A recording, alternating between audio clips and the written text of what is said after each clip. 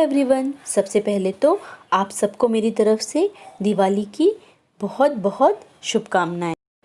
हमारे उपनिषदों में एक बहुत सुंदर प्रार्थना है, असतो माँ सद्गमय, तमसो माँ ज्योतिर्गमय, मृत्योर्माँ अमृतम गमय।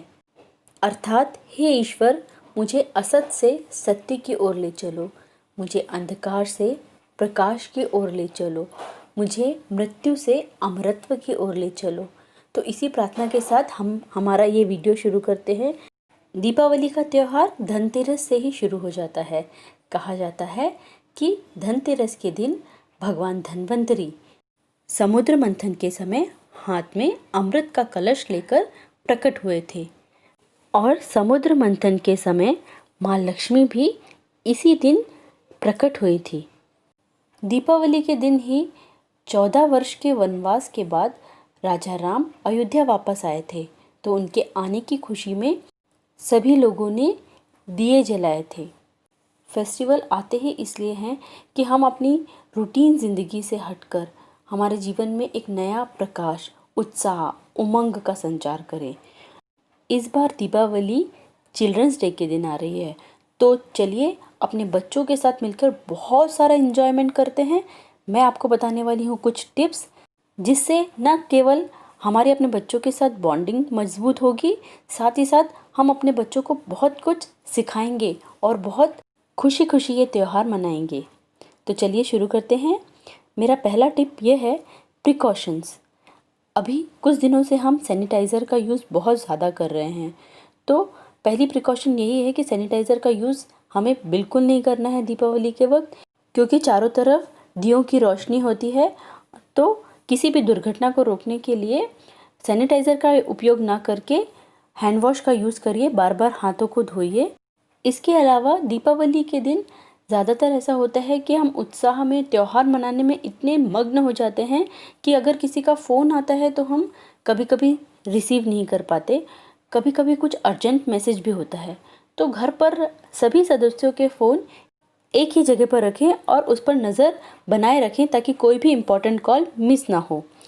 मेरी दूसरी टिप है कि दीपावली 4-5 दिन कैसे जाता है बिल्कुल पता ही नहीं चलता, तो हर काम का एक प्लान बना कर रखिए। पूजा कब करनी है, ऑफिस में पूजा कब करनी है, वेकेशन पे कब जाना है, या कुछ और क्रिएटिव वर्क अगर करना हो तो वो कब करना है। इन सब का प्लान बनाकर हम करेंगे तो हम इस त्यौहार को और ज़्यादा एंजॉय कर पाएंगे।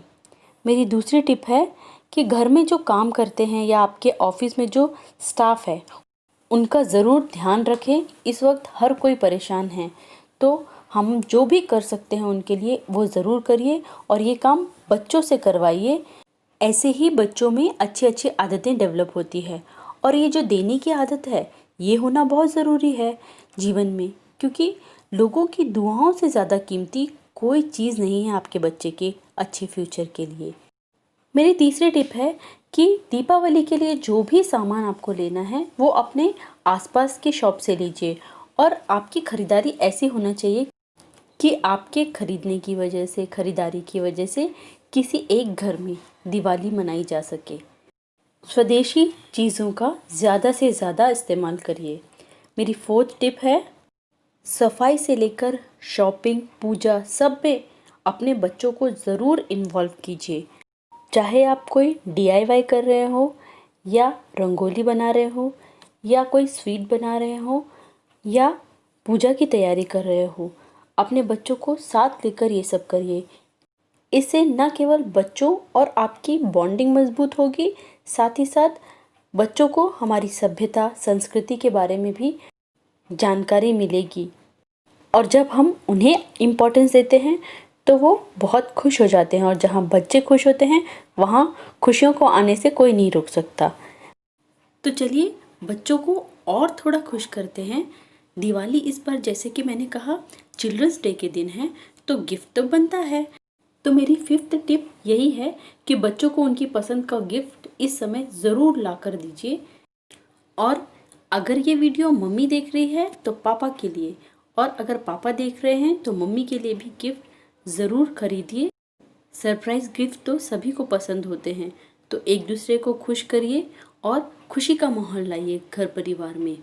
मेरी 6th टिप यही है कि दीपावली के दिन हम दिया जलाते हैं। दिया मतलब दिया, किसी को कोई चीज़ दिया। हम सभी एक दूसरे से क्या चाहते हैं? प्यार चाहते हैं, विश्वास चाहते हैं, रिस्पेक्ट चाहते हैं। तो अब चाहना नहीं है, हम जो चाहते हैं वो दूसरों को देना है।